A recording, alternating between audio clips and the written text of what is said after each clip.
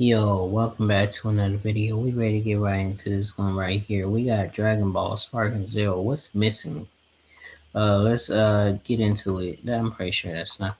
Dragon Ball Sparking Zero has been a great success for Bandai Namco. Not only is it the most played fighting game ever on Steam, but it sold 3 million copies in just 24 hours. But now that the dust has settled, it's clear that there are things missing from Sparking Zero. And to get an idea of what they are exactly, I asked the community to share their opinions. And the response has been overwhelming. And so in this video, we're going to dive into the features, characters, stages, and modes that fans want most from Sparking Zero in the future. There is a lot to talk about, so let's get straight into it. And by far the biggest request from the community has been to add more stages. At launch, the game came with 12 stages which covered most of the key locations from the series like Namek, the World Tournament Arena, West City, Land of the Kais, and the Hyperbolic Time Chamber. However, there are still some major stages from the classic Budokai Tenkaichi games that the fans want to see returned, and by far the most popular one is the Glacier stage. I sure hope you're ready. I'll play it on. Who can forget all the epic confrontations we had in the icy tundra? Or more accurately, in the icy waters, because that's where all of my battles always ended up. For some reason, the CPU just loved to go underwater. Look, Android 13 just decided to go for a quick dip right at the start of the fight. The Hell stage, in particular the Andy variant from Movie 12, has also seen quite a bit of demand. Imagine fighting Janemba in his own backyard. Kami's Lookout is another classic stage that's notably missing from Sparking Zero. Who can forget giving poor Mr. Popo a cardiac arrest as you destroy the lookout? Likewise, Master Roshi's house is also missing, which is really puzzling because it's there in the campaign. Look, it's all rendered and ready to be played on. Plus, you already have the island stage with the ocean and the environments all set up. Maybe that's why it was left out. The developers could have thought that these two locations would be just too similar. Fans of the original Dragon Ball have also called for Grandpa Gohan's house to be included. Whoops, sorry about that, Grandpa. Whilst fans of Dragon Ball Super were disappointed by the absence of the Universe 6 stage. But it's not just about adding new stages. Fans were also asking for destructible environments. Now, don't get me wrong, Sparking Zero does have them to a degree, but we're talking about destroying the entire stage like back in the day. Currently, this is only possible on Namek, but players like Doers Burger would like to see it expanded to the rest of the stages. Now, whilst we're on the subject of stages, another big request from the community has been to include them in local split screen, without having to use mods. Currently, the only stage you can play on is the Hyperbolic Time Chamber, and apparently this was due to the Xbox Series S being underpowered. But many fans have already pointed out that the classic games also face the same resource issues and found ways to overcome them. Cosmic is Stone summarizes it best in his comment. In Budokai Tenkaichi 3 and Raging Blast, the maps were slightly different with less destructible elements in split screen mode because the systems could not handle it. I suspect the same issue persists now, and they likely don't feel like making slightly different versions of each map for the couch multiplayer when the vast majority of people play online these days. It sucks. And I think I speak for most fans when I say that we'd gladly take slightly smaller, less destructible stages if it meant we could finally get out of the Hyperbolic Time Chamber. Okay, everybody start screaming really loud now. I'm gonna play with my buddy here.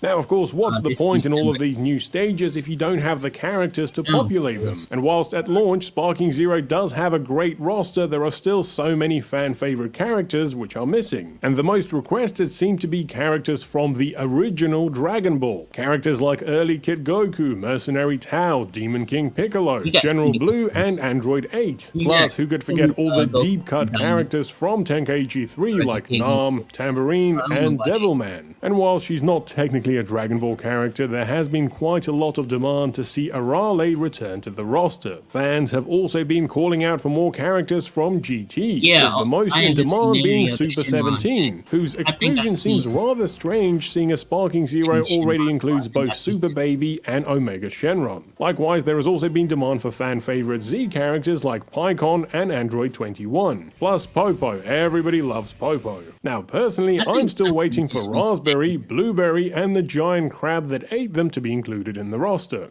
Yeah, I don't. Yeah, that's a major problem that we were facing at Zonos was scaling our onboarding and customer acquisition flows with how fast the product was moving.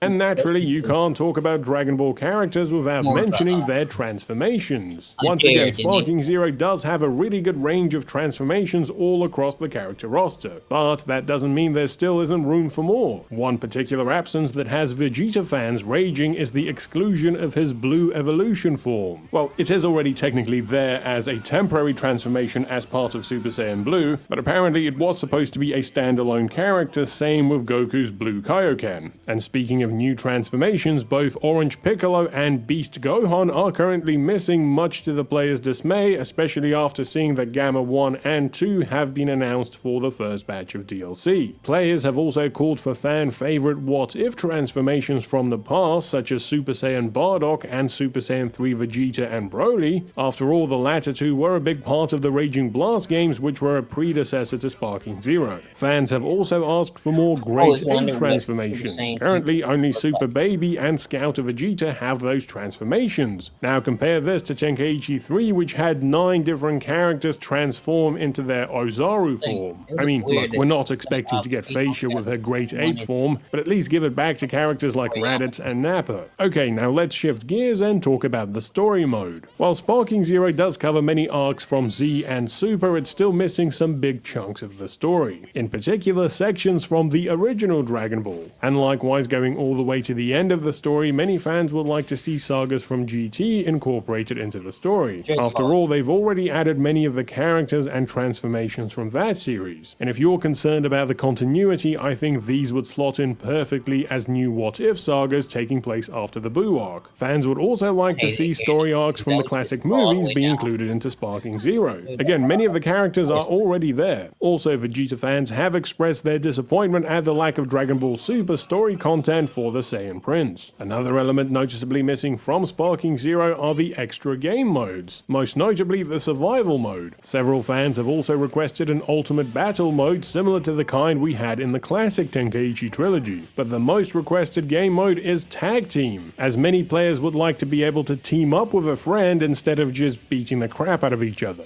And finally, here are some requests that don't quite fall into any specific category, but are still important for many players. For example, many fans would like to see move customization options make a return. Many fans have also requested a larger variety of alternate outfits and costumes. Yes, some characters like Goku have a pretty decent selection, but it can be expanded beyond the obvious outfits seen in the story. I'm talking about fan favorites like Badman Vegeta, Supreme Kai Gohan, and the myth, the legend himself, Postboy Piccolo. In fact, can we just get an entire DLC pack of characters with their casual outfits? Many fans have also requested the addition of soundtracks from the classic Tenkaichi games, and a few players have experienced issues with the matchmaking on the Xbox, which they hope get fixed. And so there we have it, the most requested Sparking Zero features from the community. And I think it's fair to say that whilst most fans have had a great time with the game, there is still a lot of room for growth, and the opportunity to expand Sparking Zero to become one of the best Dragon Ball games ever made. It certainly has the foundations for it, but I guess only time will tell. A big thanks to everyone who's left feedback which has made this video possible. Please leave a comment below if you think there's anything else that I've missed in this video. As always, thanks for watching. Please consider supporting me on Patreon and